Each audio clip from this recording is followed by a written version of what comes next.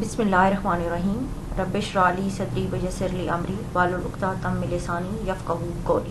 السلام علیکم dear students, آج کا ہمارا ٹاپک ہے سوورینٹی۔ ہم یہ جو اقتدار اعلیٰ کا چیپٹر ہے اس سے سٹارٹ لیں گے۔ اس چیپٹر کے اندر ہم اس کی ڈیفینیشن، ڈفرینٹ جو فلاسفرز ہیں ان کا کیا کہنا ہے اس کے حوالے سے، پھر ٹائپس اور ٹائپس آف سوورینٹی، پھر آسٹنز کا جو کانسیپٹ آف سوورینٹی ہے اس کو دیکھیں گے۔ دین پھر پلورلسٹک اٹیک یعنی تکثیر پسندوں کا کیا ہے اس کے حوالے سے خیال، اور پھر ایٹریبیوٹس، اور پھر اسلامک کانسیپٹ آف سوورینٹی، ان سب چیزوں کو اس پورے چیپٹر کے اندر کور کریں گے۔ لیکن آج ہمارا ٹاپک جو ہے وہ یہ ہے، اس کو ہم کور کریں گے، اس میں ڈیفینیشن اور ایوولوشن وغیرہ دیکھیں گے۔ تو سب سے پہلے تو میں آپ کو اس کو بتاؤں کہ سوورینٹی کیا ہے، یعنی ریاست کا ایسا اختیار جس کے تحت یہ تمام اداروں کے اوپر برتر حیثیت رکھتی ہے، ان کو کنٹرول کرتی ہے۔ اقتدار ریاست کی اس خصوصیت کی نشاندہی کرتا ہے جس کی بنا پر ریاست کو تمام دیگر انسانی اداروں سے امتیازی حیثیت حاصل ہوتی ہے۔ ریاست کے اقتدار اعلیٰ کا مسئلہ ماڈرن دور میں پولیٹیکل کانسیپٹس کے اندر ایک کافی زیادہ امپورٹنس رکھتا ہے۔ جو اقتدار اعلیٰ کا لفظ ہے یعنی سوورینٹی کا لفظ ہے وہ لیٹن لینگویج سے ہے، اور لیٹن ورڈ سپرانوس سے ماخوذ ہے، جس کے مراد یہ ہیں کہ برتر یعنی سپیریئر ٹو آل۔ اب اس کا ہم ایوولوشن دیکھیں گے تو اس میں آپ کو میں بتاؤں کہ جو پولیٹیکل فلاسفی ہے اس کے اندر اس کا کانسیپٹ جین بورڈن نے متعارف کروایا، لیکن قدیم سیاسی افکار میں بھی اس کے ہم معنی الفاظ یعنی کامل اختیار وغیرہ کا تصور ملتا ہے۔ اگر آپ ارسطوٹل کی رائٹنگز کو دیکھیں تو اس میں بھی اعلیٰ اختیار کا تصور موجود ہے۔ اسی طرح سے پلیٹو نے یعنی افلاطون نے بھی جو اس کی آئیڈیل اسٹیٹ تھی کہ مثالی ریاست کا جو اس نے کانسیپٹ دیا، اس کے اندر وہ فلاسفر کنگ کا جو ہے وہ ذکر کرتا ہے، اور وہ کہتا ہے کہ اقتدار اعلیٰ کی خصوصیات جو ہیں وہ اس کا حامل فلاسفر کنگ ہو یعنی فلسفی بادشاہ ہوگا۔ سو اس سے بھی پتہ چلا کہ جو اقتدار اعلیٰ کا تصور ہے وہ پلیٹو اور ارسطوٹل کی رائٹنگز میں بھی موجود ہے، لیکن پلیٹو نے واضح طور پر اقتدار اعلیٰ کا سیاسی تصور پیش نہیں کیا۔ پھر جب اگر میڈیول پیریڈ میں آئیں تو جب چھوٹی چھوٹی ریاستوں کا جاگیرداروں کا جاگیرداریاں جو ہے وہ قائم ہوئی، اس کے پاس بھی ایسا نظریہ صحیح معنوں میں ڈیولپ نہ ہو سکا جس کے مطابق ایک بااختیار مرکز کو اعلیٰ قیادت یا اعلیٰ اختیارات کا حامل گردانا جاتا۔ لیکن اسی دور کے آخری حصے میں جب جاگیرداروں کی طاقت اندرونی لڑائی جھگڑوں کی وجہ سے کمزور ہو گئی اور جس کے نتیجے میں مرکزی حکومت کے اختیارات میں اضافہ ہوا، تو نئے سیاسی تصورات نے جنم لینا شروع کیا، جس کے تحت اعلیٰ اور متعال اختیارات حکمرانوں کی طرف منسوب ہو گئے۔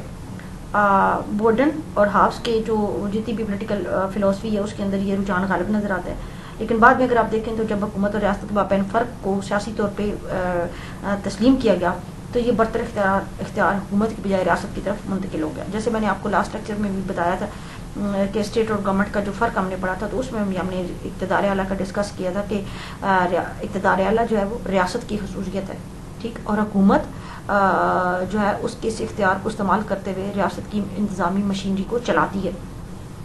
اچھا، اب ہم ڈیفینیشن میں اگر ہم دیکھیں یعنی اس کی تعریف تو اسے کیا مراد دی جاتا ہے؟ اقتدار اعلیٰ یعنی سوورینٹی ریاست کا وہ اعلیٰ اختیار ہے جس کی بنا پر وہ قانون کا مؤثر طور پر نفاذ کرتی ہے اور اس کی خلاف ورزی کی صورت میں طاقت کا استعمال کرنے کی مجاز قرار پاتی ہے۔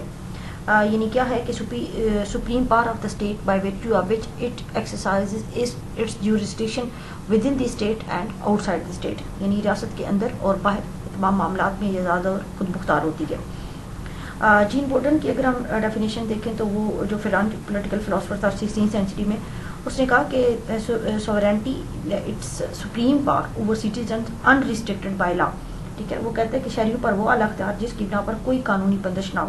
وہ مزید کہتا ہے کہ ہر آزاد معاشرے میں کوئی نہ کوئی ایسا بااختیار فرد یا ادارہ ضرور ہوتا ہے جو قانون سازی اور قوانین کے نفاذ سے متعلق اعلیٰ اختیارات کا حامل ہوتا ہے۔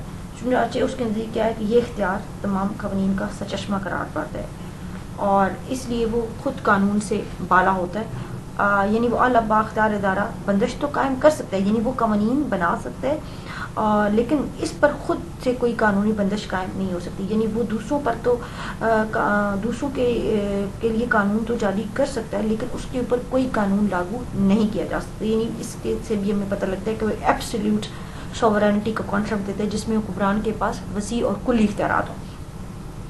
خیر، اگر ہم یہ جو کانٹریکٹ تھنکرز کی بات کی تو کانٹریکٹ تھنکرز وہی ہیں ہابس، لاک اور روسو. ان کی اگر ہم بات کریں تو جو ہے وہ لاک کے نزدیک بھی اقتدار اعلیٰ کا جو ہے وہ مبہم تصور پایا جاتا ہے.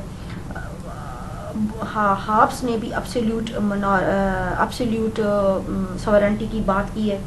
روسو کے نزدیک معاشرے کا اقتدار اعلیٰ جس کا اظہار منشاء عام، جس کے لیے وہ ایک لفظ استعمال کرتا ہے جنرل ول، یعنی کانسیپٹ آف جنرل ول، آپ یہ تھیری بھی آگے چل کے پڑھیں گے، وہ کیا اس کے ذریعے سے ہوتا ہے. لامحدود یعنی اس نے کہا ہے کہ روسو کہتے ہیں کہ معاشرے کا اقتدار اعلیٰ جس کا اظہار منشاء عمومی کے ذریعے ہوتا ہے لامحدود اور مطلق العنان ہے. بینتھم اور آسٹن کے حوالے سے بھی اگر آپ دیکھیں تو وہ بھی اپنے مخصوص افکار کی روشنی میں اقتدار اعلیٰ کے آئینی پہلوؤں کی انہوں نے بھی وضاحت کی ہے. تو اب گروشیس کیا کہتے ہیں؟ گروشیس کہتے ہیں کہ اقتدار اعلیٰ ایسا برتر سیاسی اقتدار ہے جو کسی ایسے فرد کو حاصل ہو جس کے افعال کسی قسم کی بندشوں کے پابند نہ ہوں اور جس کی منشا کو نظر انداز نہ کیا جا سکے. یہاں پر بھی وہ ایک برتر اختیار کی بات کر رہا ہے جس کے اوپر کوئی اور پابندی عائد نہیں کی جا سکتی. برجس جو ہے وہ کہتا ہے کہ اقتدار اعلیٰ شہریوں اور ان کی تمام ایجنڈوں پر ابدی مطلق العنان اور ہماگیر اختیار کا نام ہے. وہ مزید کہتے ہیں کہ ایک ایسا کامل اختیار ہے جس کا دائرہ عمل متعین ہے اور جس کے پاس اپنے احکامات منوانے کی قوت موجود ہے. پھر جو ہے وہ گارنر کے نزدیک جو ہے وہ ریاست کی منشا پر کوئی دوسرا ادارہ نہ تو بندش قائم کرنے کا مجاز ہے اور نہ اس کے دائرہ عمل کو متعین کر سکتا ہے. یعنی اب یہ جو ہم نے گروشیس، برجس، گارنر اور پھر کانٹریکٹ تھنکر، ہابسبرگ، روسو، ان کی جو ڈیفینیشنز دیکھی ہیں یا انہوں نے جس طرح سے اقتدار اعلیٰ کو ایکسپلین کیا تو اس سے ہمیں کلیئر طور پہ پتہ چل گیا کہ ریاست کا برتر اختیار جس کے تحت وہ اندرونی اور بیرونی طور پہ اپنے معاملات میں آزاد اور خود مختار ہے. اسی طرح سے یہ جب ہمارے پاس دونوں اسپیکٹس ہو گئے کہ ریاست اندرونی طور پہ اور بیرونی طور پہ آزاد اور مختار ہے، یعنی بیرونی طور پر بھی وہ دوسری اسٹیٹس کے ساتھ اپنے تعلقات کو قائم کرنے، ان تعلقات کو مینٹین کرنے میں آزاد اور خود مختار ہے. کوئی دوسری طاقت، کوئی دوسری ریاست کسی ریاست کے اندرونی یا بیرونی معاملات میں مداخلت نہیں کر سکتی. اور یہ کس وجہ سے ہوگا؟ کیونکہ ریاست ایک ساورن ادارہ ہے، ایک بااختیار، خود مختار، انڈیپینڈنٹ ساورن ہے. ٹھیک. اب اس کے جو ڈیول اسپیکٹ، ابھی جیسے میں نے پہلے بات کی تو دو ہی اسپیکٹ ہیں، اندرونی اور بیرونی. جیسے میں نے پہلے کہا کہ اندرونی اور بیرونی معاملات میں آزاد اور مختار ہے. تو اندرونی پہلو سے یعنی انٹرنل ساورنٹی اور ایکسٹرنل. تو انٹرنل سے کیا مراد ہے کہ ریاست کا وہ اختیار جس کی بنا پر وہ اپنی علاقائی حدود کے اندر تمام افراد اور اداروں پر فوقیت رکھتی ہے. یعنی گورنمنٹ کے جتنے بھی برانچز ہیں، لیجسلیچر، ایگزیکٹو، جوڈیشری، باقی حکومت کے جتنے دوسرے ادارے ہیں، ملٹری، بیوروکریسی اور لا انفورسمنٹ ایجنسیز، اور تمام انڈیویجولس، یہ سب ریاست کے دائرہ کار میں آئیں گے اور ریاست کو ان پر فوقیت حاصل ہوگی. یہ جو ابھی ہم نے بات کی کہ ریاست اندرونی اور بیرونی معاملات میں آزاد اور خود مختار ہے، تو اس سے مراد یہ ہے کہ یعنی دو اسپیکٹس ہمارے سامنے آئے، انٹرنل اور ایکسٹرنل. انٹرنلی یہ ہے کہ ریاست کا وہ اختیار جس کی بنا پر وہ اپنے علاقائی حدود کے اندر تمام افراد اور اداروں پر فوقیت حاصل کرتی ہے. جن سماجی سرگرمیوں کو ریاست منضبط نہ کرے، اس سے یہ قطعاً مراد نہیں لی جا سکتی ریاست ایسا کرنے کی قطعی مجاز نہیں، بلکہ اس سے مراد یہ ہے کہ ان معاملات میں اس لیے دخل اندازی نہیں کی گئی کیونکہ مسلط کا تقاضا یہی تھا، ورنہ قانونی طور پر ریاست پر کوئی پابندی عائد نہیں ہو سکتی. اب ایکسٹرنلی اگر ہم دیکھیں تو اس کا بھی یہی پہلو ہے کہ ریاست جو ہے وہ کسی بھی قسم کی بیرونی مداخلت سے آزاد ہے. اور اقتدار اعلیٰ کے اس پہلو کا عموماً ذکر آپ کو انٹرنیشنل جو انٹرنیشنلی ریناؤنڈ ایکسپرٹس ہیں اور جو لا کے ایکسپرٹس ہیں ان کی تحریروں میں آپ کو ملتا ہے. اقتدار اعلیٰ کی اسی خصوصیت کی بنا پر ریاست امور خارجہ میں مکمل آزادی کے عمل قرار پاتی ہے، یعنی یہ کہ وہ اپنی فارن پالیسی کو آزادانہ طور پر بنا سکتی ہے، اس کو عملی جامہ پہنا سکتی ہے اور کوئی دوسری ریاست اس کے معاملات میں مداخلت نہیں کر سکتی. ریاست کے ایسے معاملات مثلاً بیرونی ممالک سے تعلقات، پیس، وار، ریکنسیلیشن یا انٹرنیشنل ٹریٹیز یا معاہدات جو بھی ہیں اس سے متعلق جو اس کو ایک آزادی کا ایلیمنٹ حاصل ہے، اس میں کوئی دوسرا ملک مداخلت نہیں کر سکتا. اقتدار اعلیٰ کی جو یہی ایک فیچر ہے اس کی، یہ اگر نہ ہو تو ریاست کو انٹرنیشنل کمیونٹی کے اندر جو ہے وہ کوئی ایک سالڈ ایکٹر کے طور پہ تسلیم نہیں کیا جا سکتا.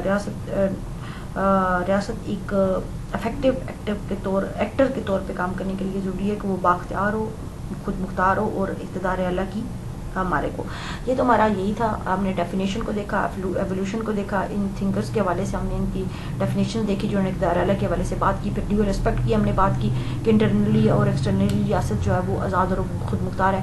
نیکسٹ ہم ویڈیو میں کائنڈس آف سوورنٹی کو دیکھیں گے. ٹل دین اللہ حافظ. پاکستان زندہ باد.